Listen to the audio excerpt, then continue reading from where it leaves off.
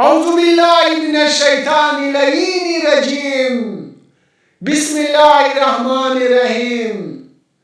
امام علی علیہ السلام نے فرمایا، جس نے صرف اپنی رائے پر بھروسہ کیا وہ ہلاک ہو گیا، اور جس نے لوگوں سے مشورہ کیا وہ ان کی عقلوں میں شریک ہو گیا ہے۔ بزرگ کی رائے مجھے جوان کی لڑائی سے صبر کر لینے سے زیادہ پسند ہے۔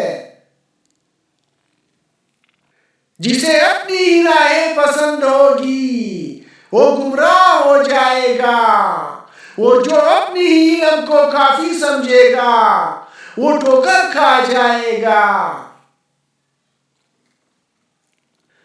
اس کی کوئی رائے نہیں جو اپنی الگ رائے رکھتا ہو۔ کثرت رائے فساد ہے، اسی طرح جیسے وہ دیگ کبھی اچھا نہیں اتر سکتا جس کے پکانے والے زیادہ ہوں گے۔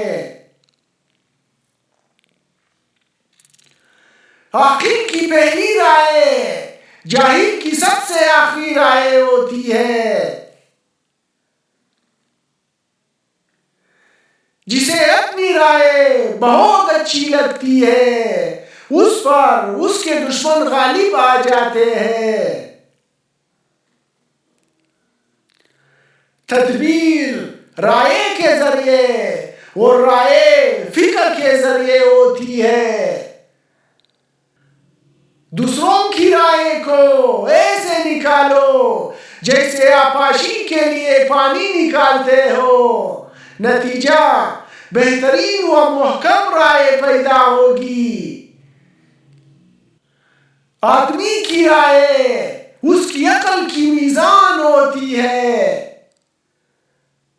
سرداری کا صرف اسے ہی حق حاصل ہے جو دکھاوا اور دھوکہ دڑی سے کام نہ لیتا ہو، اور نہ ہی اسے لالچے فریب دے سکتی ہو۔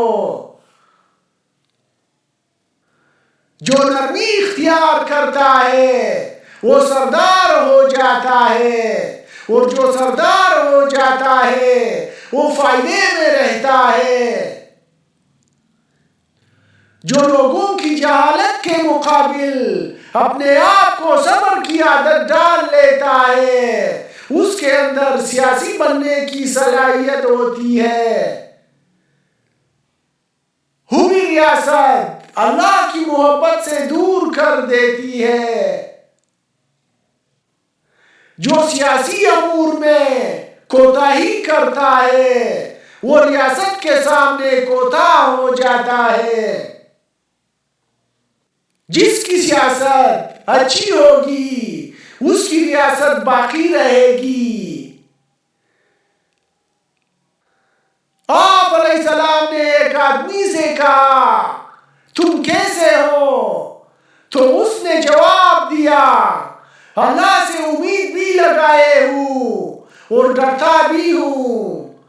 تو آپ علیہ السلام نے فرمایا، جو کسی چیز کی امید لگاتا ہے وہ اس کی طلب میں کوشش کرتا ہے، اور جو کسی چیز سے ڈرتا ہے تو وہ اس سے بچتا بھی ہے۔ یقیناً اگر تم نے اللہ سے امیدیں لگائے تو یقیناً اپنی آرزوؤں تک پہنچ جاؤ گے، اور اگر تم نے غیر اللہ سے اپنی امیدیں وابستہ کر لے تو تمہاری تمام آرزویں اور تمنائیں